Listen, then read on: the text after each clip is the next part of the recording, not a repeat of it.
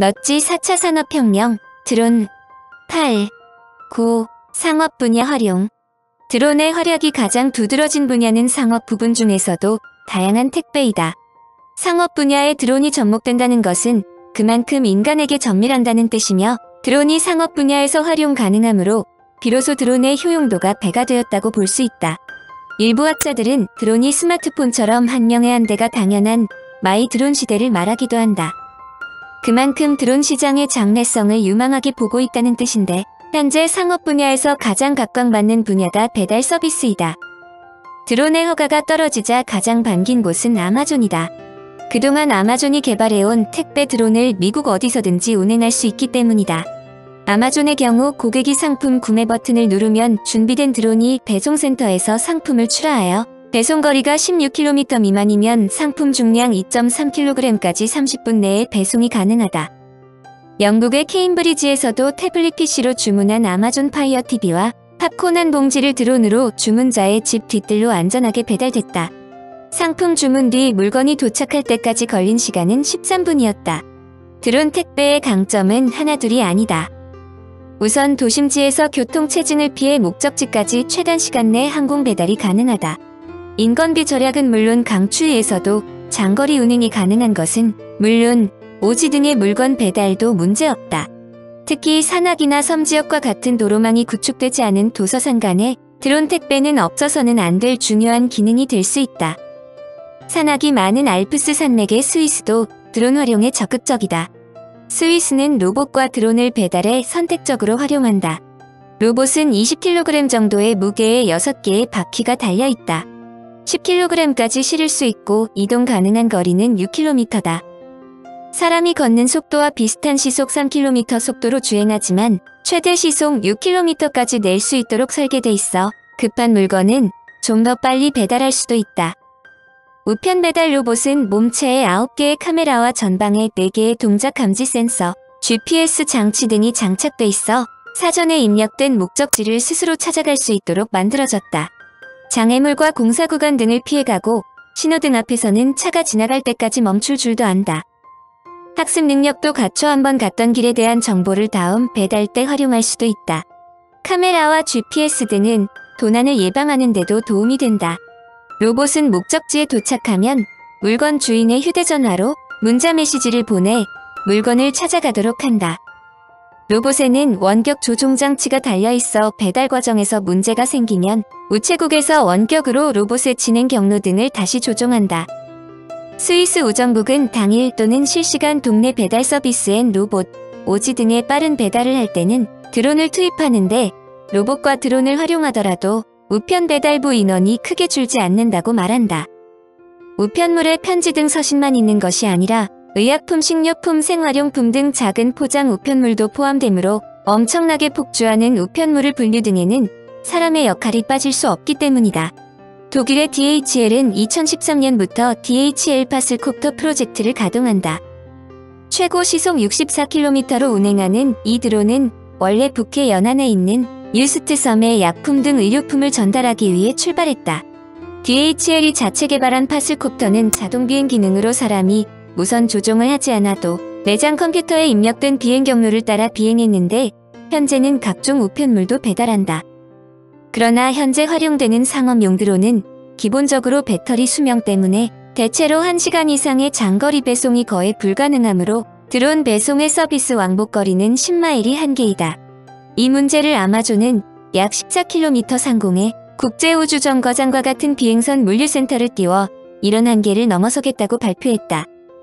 소비자의 요구가 많은 물품을 확보한 비행선을 특정 지역의 상공에 띄워놓은 뒤 지상의 관제 시스템과 연결해 상시 배송 대기 체제를 갖추겠다는 것이다. 이 경우 지상에서 출발할 때보다 동력이 적게 드는 장점이 있다. 일반 항공기들은 10km 내의 고도 비행이므로 충돌도 피할 수 있다. 배송 드론에서 흥미있는 것은 식당에서의 음식물 배달이다. 싱가포르의 음식점에서 웨이터 대신 드론이 식사와 음료수를 제공한다. 이는 싱가포르에서 식당의 임금이 저임금인데다 사회적 지위가 낮아 서비스업을 경원함으로 채택한 고육지계 중 하나다. 드론에 카메라와 센서가 탑재되어 있어 사람은 물론 드론끼리 충돌하지 않도록 프로그래밍되어 사고와 말썽도 부리지 않는다. 이런 서비스는 영국 런던의 초밥 전문점에서도 도입했을 정도다. 그뿐 아니다. 일본의 라면 브랜드인 니시는 컵라면을 3분 동안 빠르게 배달한다는 컵드론 프로젝트를 발족시켰다. 컵라면에 물을 붓고 드론에 실어서 날려보내면 산이나 바다 등 언제 어디서나 신속하고 빠르게 식사할 수 있다는 내용이다.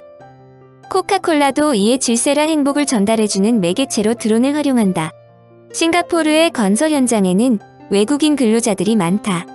이들 대부분 가족과 떨어져 먼 타양에서 외롭고 힘들게 일하는데 이들에게 하늘에서 내려온 행복이라는 테마의 캠페인을 진행하고 있다.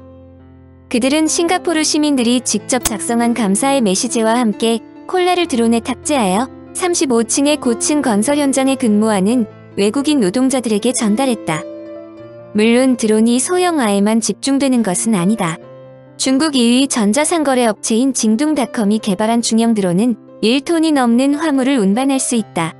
1톤짜리 화물용 드론의 활용도는 매우 높은데 오지에서 재배한 과일, 채소 등을 실어 도시로 나를 수 있다. 일본은 드론 화물 배송을 도입하는 로드맵을 확정하여 2018년부터 산간 지역에서 드론으로 화물을 배송하는 서비스를 허용하고 2020년대에는 본격적으로 주요 도시에서도 드론 화물 수송을 도입한다고 발표했다. 값싸고 편리한 드론 배송을 확산시켜 일본 전역의 물류 경쟁력을 한층 높이겠다는 일본 경쟁력 강화 정책의 일환이다. 의약품 배달용 드론 서비스의 성장세도 놀랍다.